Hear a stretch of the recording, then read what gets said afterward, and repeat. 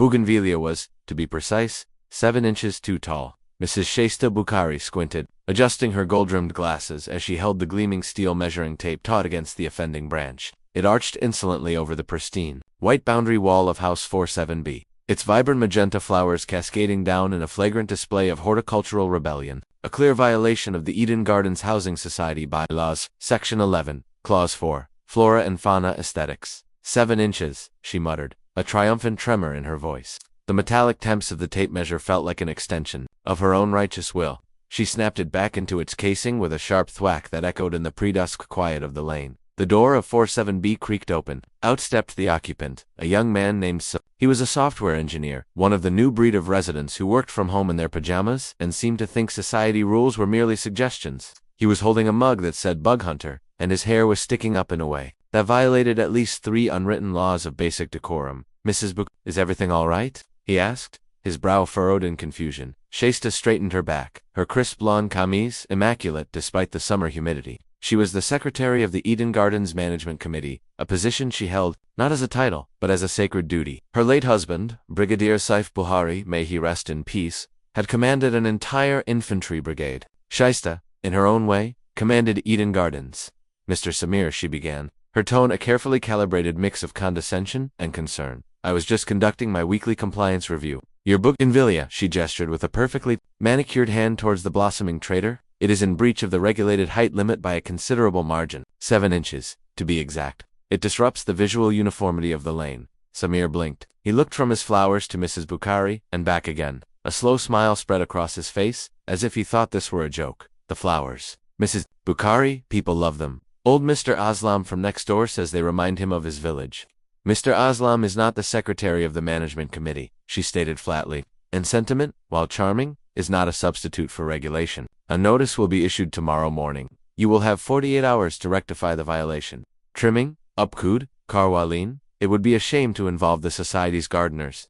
Their rates are punitive. She gave him a smile that did not reach her eyes and turned on her heel, leaving him standing there, his Bug Hunter mug held aloft like a defeated trophy. Her victory, however, was short. As she rounded the corner onto the main circular road, her ears were assaulted by a sound she despised even more than non-compliant shrubbery, the chaotic, high-pitched shrieks of children at play. The noise was emanating from Greenbelt number 7, a patch of land that had become a festering wound in the side of her perfectly ordered universe, that it was supposed to be a neat, sterile patch of grass. But over the last year, the residents led by that new Ali family in House 23C had transformed it into a ramshackle playground. A swing fashioned from an old truck tire hung from a gnarled neem tree. A lopsided vegetable patch grew unruly tomatoes and sprawling pumpkin vines. Someone had even painted a hopscotch grid onto the walkway with garish blue paint.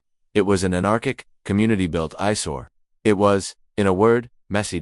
And there, in the middle of it all, were the primary offenders, the Ali children, a boy of about 10 and a girl of 7, chasing each other around the tire swing.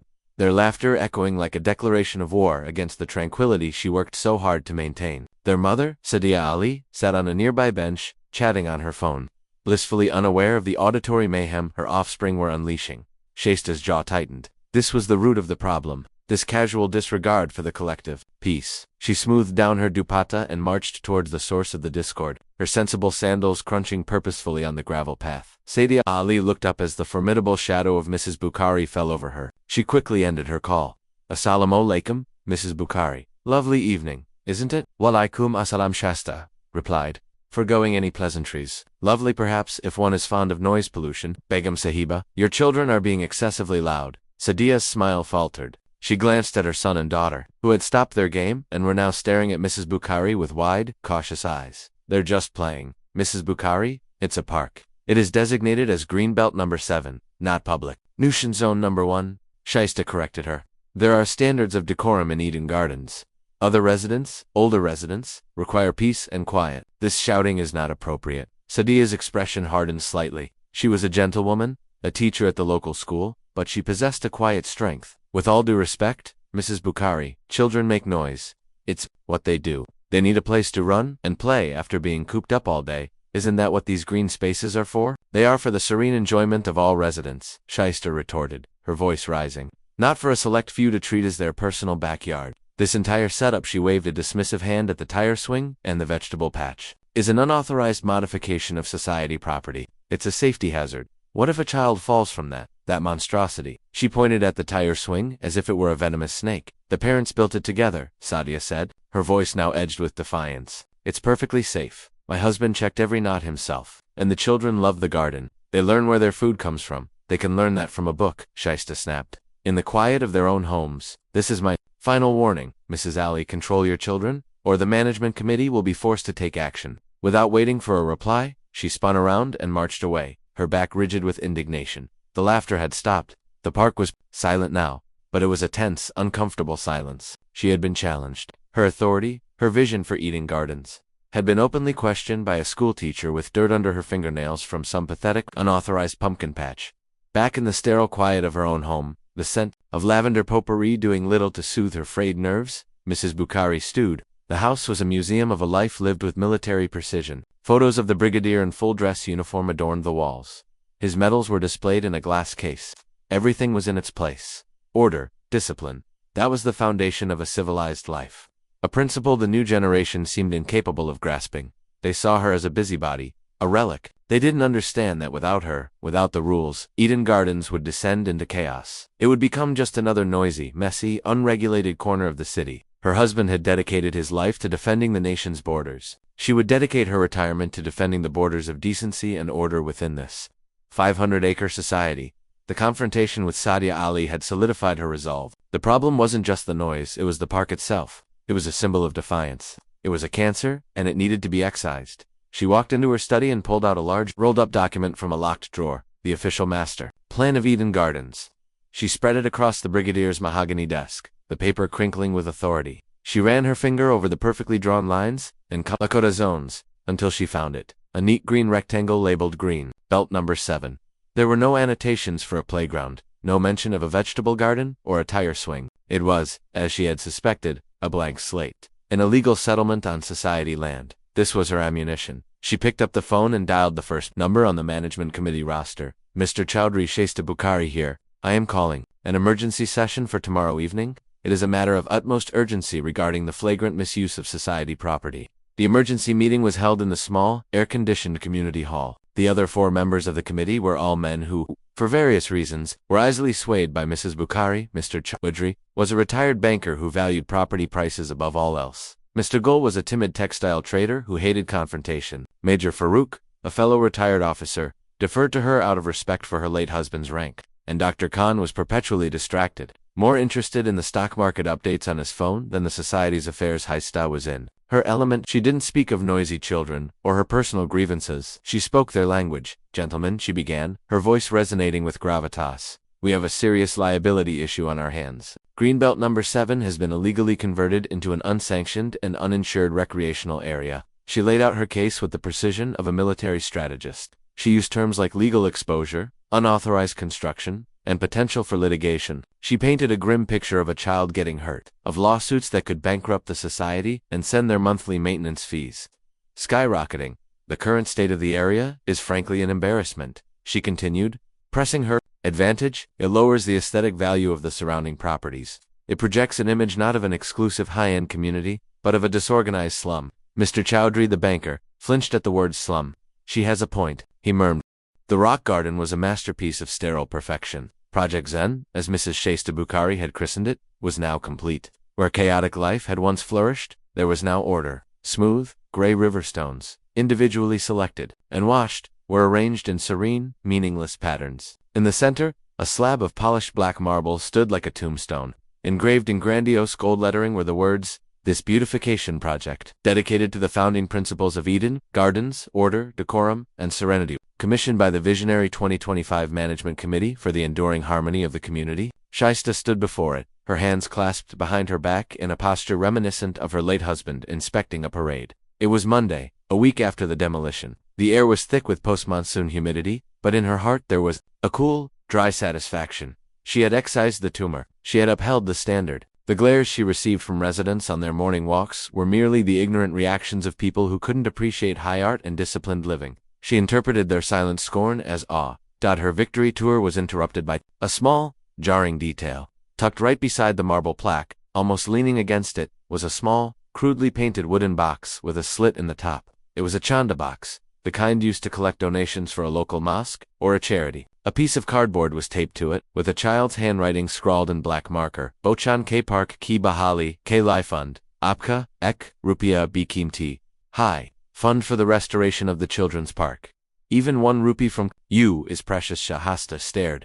The blood drained from her face, replaced by a hot flush of rage. This wasn't just defiance, this was mockery. A public, passive-aggressive stain on her triumph. Using the sacred tradition of charitable donation to undermine her. The sheer audacity of it sent a tremor through her hands. Without a second thought, she snatched the box. It was surprisingly heavy.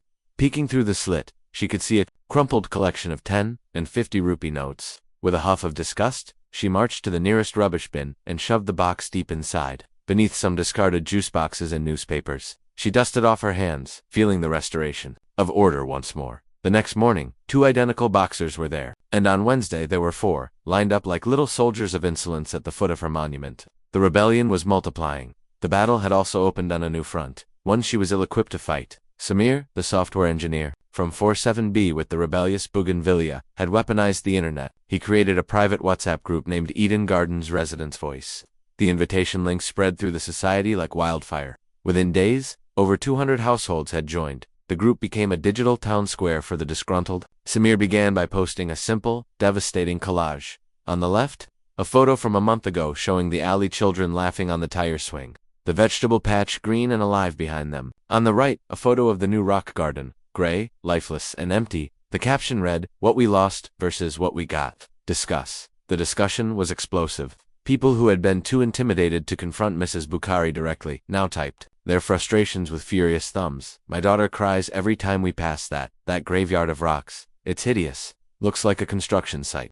My father, who is 80, used to enjoy sitting there watching the children play. Now he just stays inside." Sadia Ali, the teacher, posted anonymously, "It's not just about a park. It's about a single person imposing their will on the entire community without proper consultation. Is this a society or a dictatorship?" The word dictatorship appeared again and again. Shaista wasn't in the group. She considered WhatsApp a cesspool of gossip and triviality, but Major Farouk, a reluctant informant, forwarded her screenshots. Each message was a poisoned dart. They were twisting the narrative, painting her as a villain, a tyrant. Her, who had only acted in the best interests of the community's prestige. Her anger began to curdle into a cold, hard resolve. They thought she was a dictator.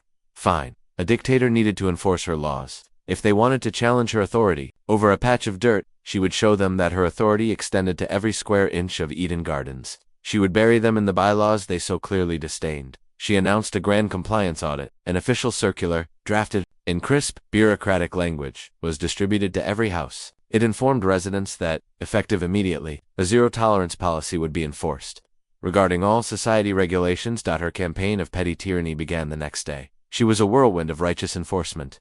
She started with Mr. Aslam, the old man who had dared to appreciate Samir's bougainvillea. A single terracotta pot of petunias on his veranda was found to be 3 inches outside the designated pottery zone, marked on his original house plans. He was issued a fine of 2,000 rupees. The family in 61A, who had 2 young sons, received a formal violation notice because a small red bicycle had been left on their front lawn. Shaista had personally timed it. It had been there for 2 hours. In 17 minutes, a clear breach of the 120-minute maximum for recreational equipment on green spaces. A rule so obscure that no one even knew it existed. She'll find a household for having window curtains, whose shade of beige was deemed too creamy, and not the officially sanctioned off-white. She issued a warning to another for the excessive aroma of garlic emanating from their kitchen, citing the olfactory nuisance clause. To prove her impartiality and to quell any dissent within her own ranks. She even targeted her allies. Major Farouk, who had nervously forwarded her the WhatsApp screenshots, was aghast to receive a 5,000 rupee fine for a small oil stain on his driveway, a violation of the surface purity regulations. Shaista Begum, for God's sake, he had protested over the phone. "It's from my old Suzuki. You know how it is. A rule is a rule, Major Sahib," she had replied coolly, enjoying the shock in his voice. "No exceptions can be made if we are to maintain standards." Her reign of terror had the opposite effect of what she intended. Instead of cowering, the residents grew more defiant. Every new fine, every absurd violation, was screenshotted and posted in the WhatsApp group, complete with mocking memes and angry emojis. Samir's residents' voice group became a support network for the audited. People offered to help pay each other's fines. A lawyer who lived in the society offered pro bono advice on how to formally contest the violations. Mrs. Bukhari's audit wasn't crushing the rebellion. It was fueling it with shared resentment. The resistance, meanwhile, had found her projects. Achilles' heel, Project Zen. In the dusty heat of late summer, required constant maintenance to preserve its serenity. Dust settled on the gray rocks, turning them a dirty brown. Bird droppings marred the pristine marble plaque. The society's gardeners were dispatched twice a week with a high-pressure water hose to wash the entire area, consuming hundreds of liters of water. In a city where water tankers were a common sight and neighborhoods often faced shortages, this was an act of profound arrogance, and Sadia Ali knew it. The next official committee meeting was scheduled for the first Friday of the month. Thanks to Samir's rallying cries on WhatsApp, the community hall was packed. More than 50 residents stood along the walls, their arms crossed, their faces grim. The atmosphere was not one of community spirit, but of a hostile takeover. Mrs. Bukhari, seated at the head of the table, surveyed the crowd with disdain. Let them come. Their presence only confirmed their lack of proper evening engagements. She proceeded with the agenda, her voice crisp and unwavering. When she reached new business, Sadia Ali's hands shot up. The floor recognizes Mrs. Sadia Ali, Shaista said, her voice dripping with condescension. Sadia stood up, holding a clipboard. She did not speak of her children, nor of the park. She spoke of water. Good evening. I would like to raise an issue of gross mismanagement of a vital community resource, she began, her teacher's voice clear and steady, commanding the room. I have here the water consumption logs for the society's common areas, which I acquired through a formal request. According to these records, the maintenance of Project Zen on Greenbelt number 7 is consuming approximately 1,500 liters of water per week. A murmur went through the crowd. This, while residents in Lane D have reported water pressure issues for the past 3 weeks, Sadia continued, her eyes locked on Mrs. Bukhari. We pay for this water through our maintenance fees. It is a shared resource. I would like to ask the secretary of the management committee to justify using this much precious water to wash rocks, while families are struggling to get enough for their basic needs.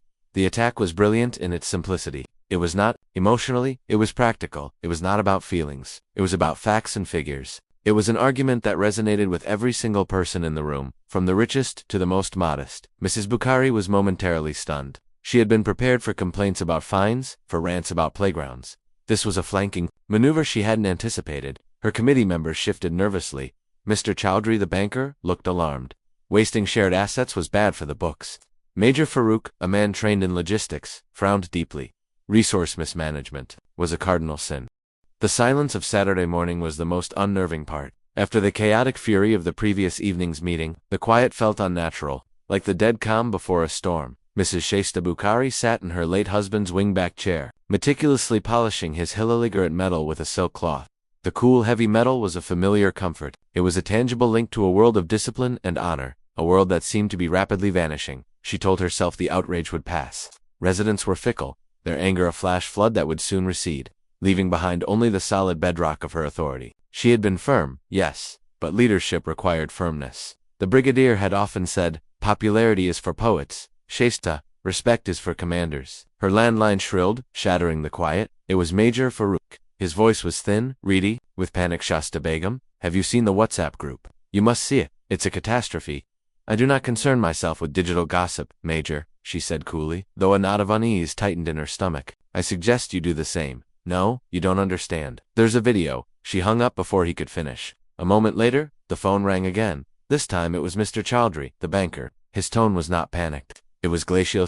Begum, the video of your outburst is everywhere. You have become a liability to this committee and to the property values of this society. I am sending you the link. I suggest you watch it and consider your position. The line went dead. A second later, her rarely used smartphone buzzed. A link from Mr. Chowdhury. Her hands trembling slightly, she tapped it. The video was only 30 seconds long, but it was a masterclass in character assassination. Samir had filmed it from a low angle, making her look domineering and unhinged. It began with her face, contorted in fury, and her voice, shrill and amplified, screaming, more important than a few liters of water. I will not have my project besmirched by dust and filth. Then, a sharp cut to a shot of the society's water tanker filling up. Another cut to a graphic, 1,500 liters, weak to wash rocks. The video ended with a final, lingering shot of her sneering face, followed by text on a black screen. Eden Gardens Management. Is this who controls your resources? Beneath the video, a torrent of comments scrolled past. Shame on the committee. #Rezig Mokari. My mother lives in Lane D. They had no water yesterday for 4 hours. And this woman is washing rocks. The arrogance is unbelievable. This isn't a society. It's her personal kingdom. Dictator. Shaista felt the blood rush to her head. The world seemed to tilt. This was a public stoning. They had recorded her, edited her, and stripped her of all dignity, broadcasting her worst moment for the entire community to mock.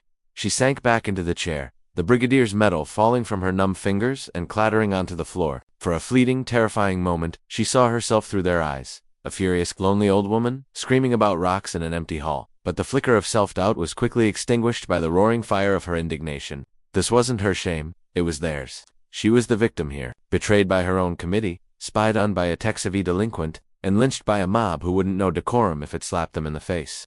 She stood up and walked to the window, pulling the heavy velvet curtains shut, plunging the room into a dim twilight. The world outside was hostile. This house was now her fortress. Her suspicions of betrayal were confirmed on Sunday afternoon. The timid Mr. Gull, the textile trader, called her on a blocked number. His voice was a guilty whisper. "Mrs. Bukhari, assalamu alaikum.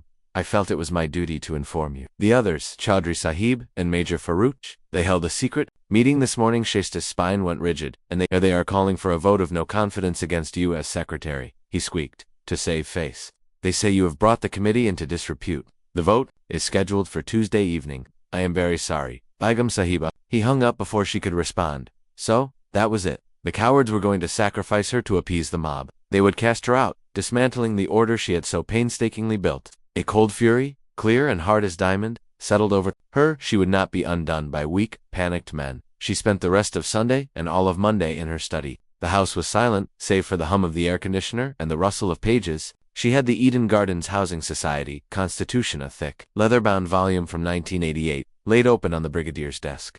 She was not looking for justice or fairness. She was looking for a weapon. For hours, she scoured the dense, jargon-filled text, her eyes scanning line after line of archaic legalists. She drank pot after pot of strong black tea, the caffeine sharpening her focus. She ignored the incessant buzzing of her phone. The world outside could burn. The answer she needed was in these pages. It had to be.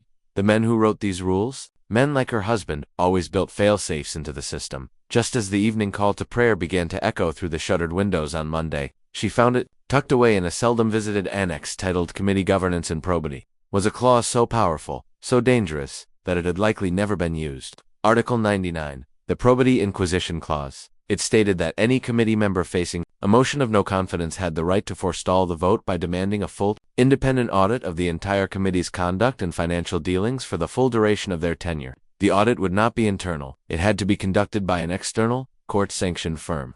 The process would freeze all committee functions, suspend all payments, and open every single file to forensic scrutiny. It was a nuclear option, a suicide vest. Mutual assured destruction. A slow, cold smile spread across Siesta's face. Her own record was immaculate. She had never taken so much as a free cup of tea from a society contractor. But the others, oh, she had been keeping notes, she remembered. Mr. Chaudhry's cousin getting the lucrative contract to upgrade the society's security cameras last year, a contract awarded without a competitive tender. She recalled Major Farouk frequently, using the society's team of gardeners and their equipment for extensive landscaping at his own home on weekends, logging it as common area maintenance, and she knew for a fact that Mr. Gull's brother-in-law, who owned a catering business, had overcharged them by at least 30% for the last 3 annual dinners. They thought they could dispose of her quietly. They had no idea what she knew. At 8 p.m. that evening, her phone rang. It was Mr. Chaudhry. His voice was imbued with a false funereal gravity. "Shasta Begum, I am calling as a courtesy.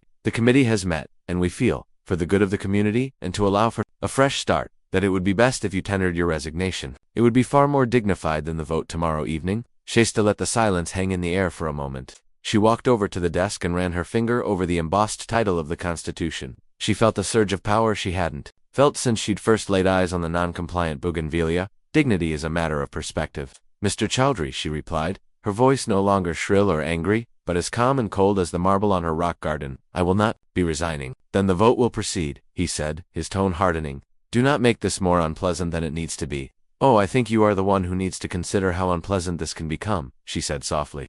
"Before you go to bed tonight, I suggest you and the other members take a moment to carefully read Article 99 of the Society Constitution, the Probity Inquisition Clause."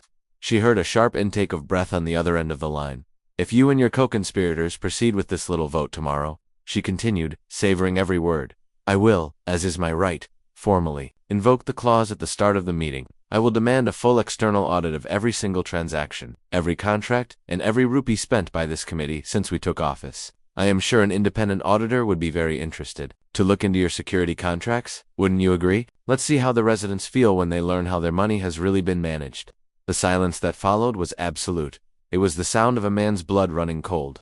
the sound of a perfectly laid trap springing shut. "So, you have a choice," Mr. Chowdhury Shaista concluded, her voice a silken threat. "You can cancel your illegal meeting, and we can all go back to our duties. Or you can proceed with your vote, and we can all spend the next 6 months with court-appointed auditors dissecting our lives. What's it to be?" She didn't wait for an answer. She gently placed the receiver back in its cradle, cutting the connection. She stood alone in the dim, quiet room, the faint scent of old paper and lavender in the air. She had won. She had stared into the abyss and made her enemies blink first. But the victory felt different this time. It wasn't the clean, righteous triumph of the demolished park. It was the grim, solitary satisfaction of a blackmailer. She had saved her throne, but only by rigging it with explosives. And now she had to sit on it, utterly alone, wondering if, and when, they would dare to call her bluff. The surrender came not with a bang, but with a buzz. On Tuesday morning, August 5th, precisely when the no-confidence vote was to have taken place, Mrs. Shaista Bukhari's phone vibrated on the polished surface of her dining table. It was a message in the official management committee WhatsApp group from Mr. Chowdhury. The text was sterile, stripped of all emotion. "Public notice: the committee meeting scheduled for this evening has been cancelled due to unforeseen procedural issues. A new date will be announced in due course." Shaista read the message 3 times. A wave of relief, so profound it was almost sickening, washed over her. They had folded her gambit. Her threat of mutually assured destruction had worked. She had stared them down, but the relief was cold and hollow. There was no joy in this victory, only the grim affirmation of her power. She hadn't won their respect. She had purchased their fear. The next formal meeting, a week later, was a study in controlled hostility. The air in the community hall was thick with unspoken resentment. Mrs. Bukhari sat at the head of the table, her posture ramrod straight, while her committee members, her hostages, slumped in their chairs. Mr. Chowdhury stared at a fixed point on the wall. Major Farouk doodled aggressively on a notepad. Mr. Gul seemed to have shrunk into his own suit. She tried to conduct business as usual, her voice the only one in the room that didn't sound strained. Item 1, the revised schedule for garbage collection in Phase 2. Item 2, quotations for repairing the faulty streetlights in Lane C. Her words dropped into a well of sullen silence. They answered her questions with terse nods and monosyllabic replies. They were puppets, and she was the puppeteer, but the strings were woven from blackmail and distrust. She realized, with a chilling clarity, that while she controlled the committee, she had completely lost control of the community. Her power was absolute within these 4 walls, and utterly meaningless outside them. With her colleagues neutralized, her focus, now sharpened by a growing paranoia, shifted back to the true source of the insurrection, the residents. Specifically, the teacher, Sadia Ali, and the tech boy Sair. The viral video was their creation. The Chanda boxers were their mockery. Article 99 had silenced the committee, but it was useless against the court of public opinion. They were fighting a guerrilla war, and she was trying to win with conventional tactics. She needed to change her strategy. She needed to fight them in the shadows. She needed intelligence. Her gaze fell upon Rias, the head of security at the main gate.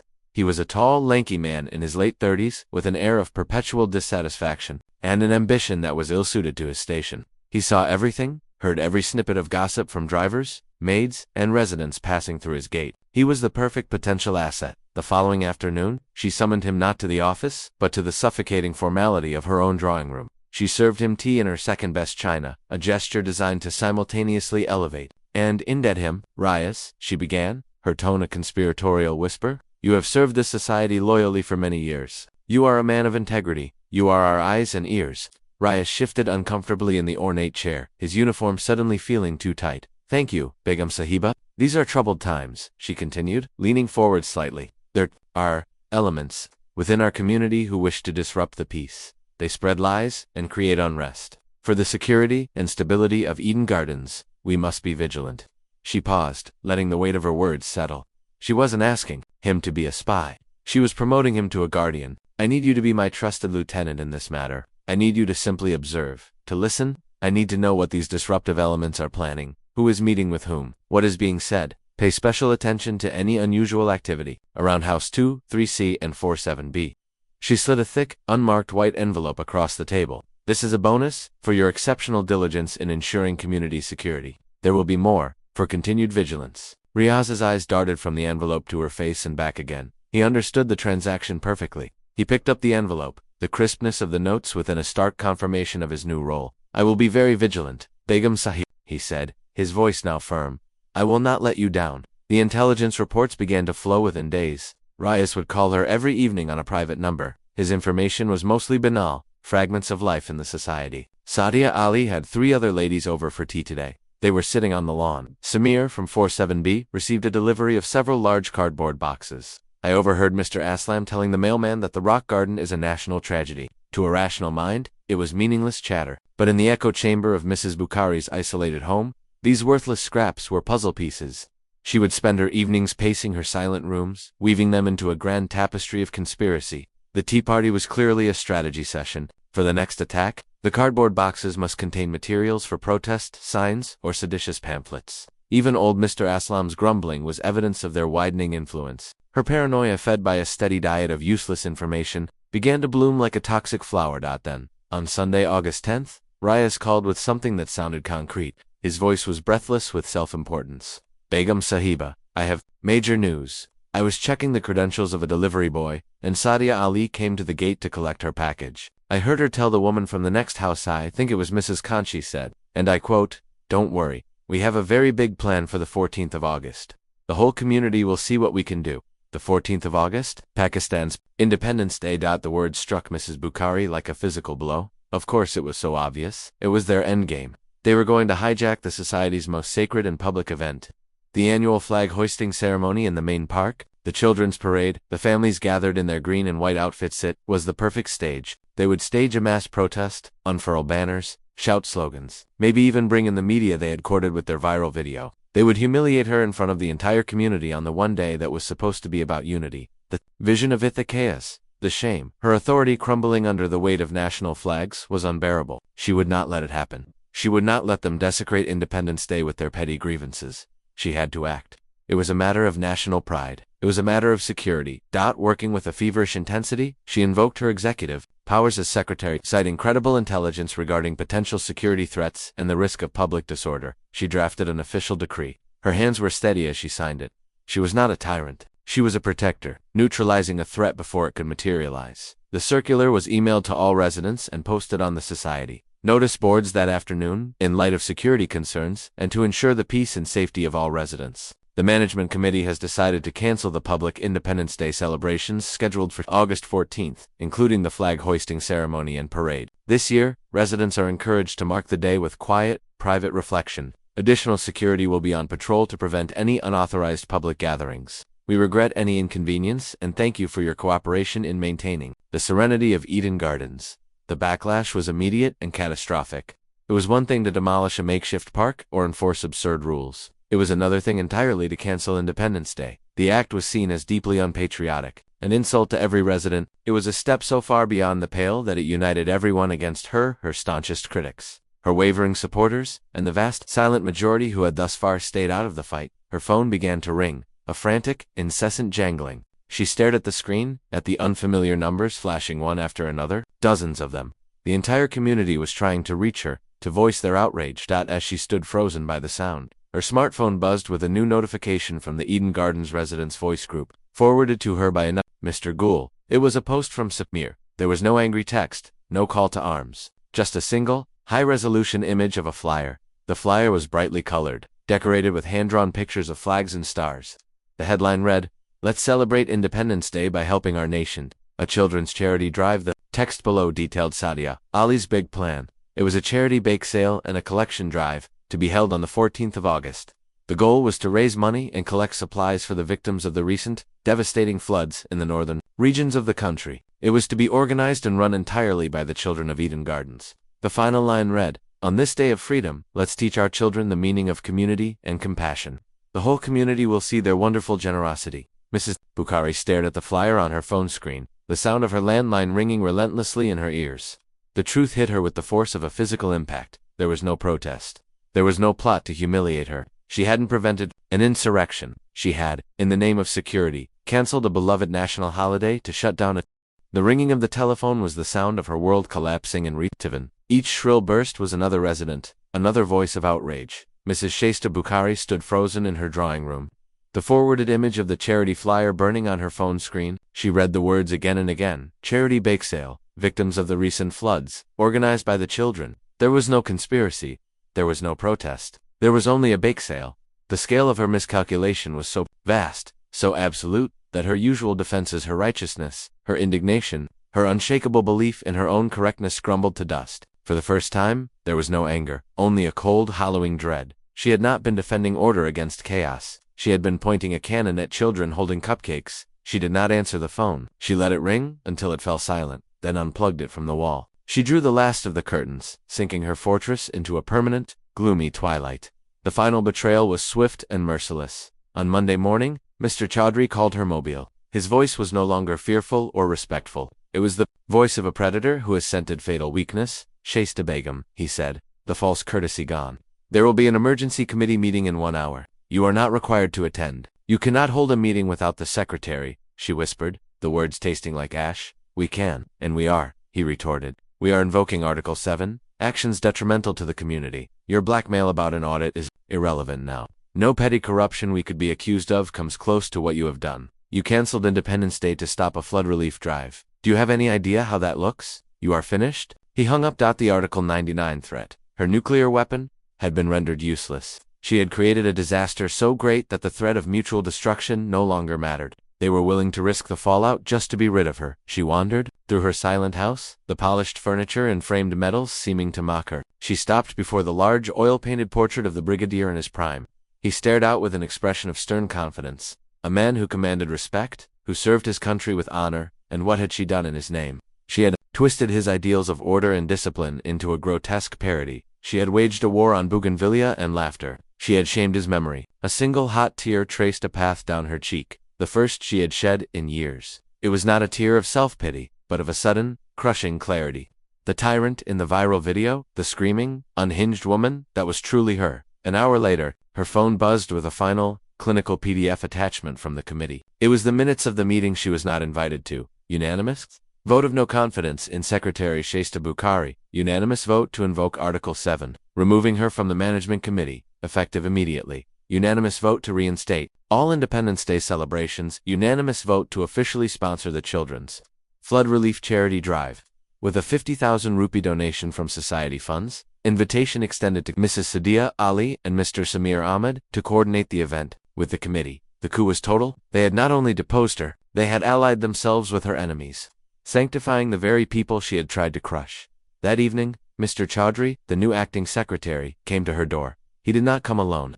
He brought Major Farouk with him, a show of force. He didn't ask to come in. He simply stood on her doorstep and handed her a formal letter demanding she return all society property, the office keys, the master plans, the book of bylaws by noon the next day. It was over. Her reign, her purpose, had been extinguished. She took the letter without a word, her face a blank mask, and closed the door on their triumphant, pitying faces. The fight had gone out of her. On the 14th of August, she did not leave the house. From her upstairs window, peeking through a slit in the curtains, she watched the celebration she had failed to destroy. The main park, the former site of her hated Project Zen Rock Garden, which had been dismantled by laughing residents 2 days prior, was a sea of green and white. Families were everywhere. The sound of patriotic songs and children's laughter drifted on the breeze. She saw the flag being raised, and as the national anthem began to play over the loudspeakers, she saw her neighbors stand in respectful silence. She saw the charity stall, now bearing a large banner that read, "Eden Gardens Management proudly supports our young patriots." It was thronged with people. Sadia Ali was managing the cash box, smiling warmly.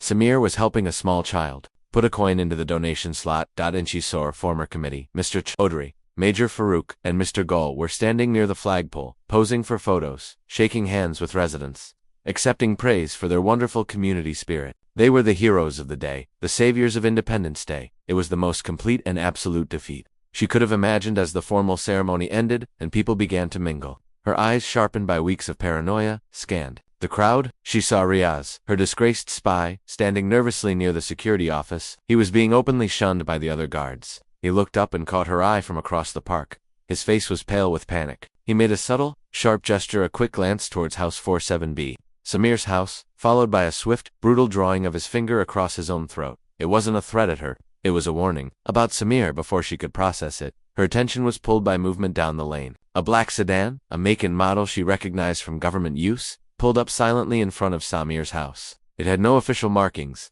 but its tinted windows and quiet authority were unmistakable.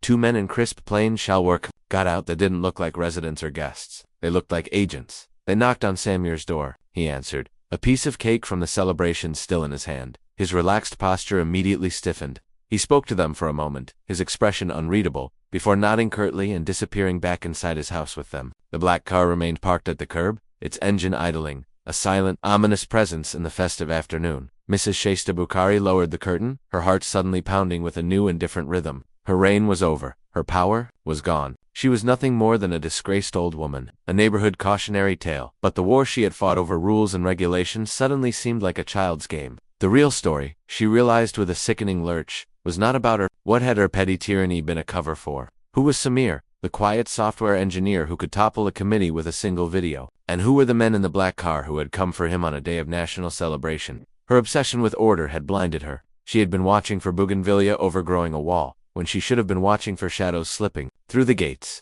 Her battle was lost. But as she stared out at the black car, a new, far more dangerous game had just been revealed. And for the first time in a very long time, she had no idea what the rules were.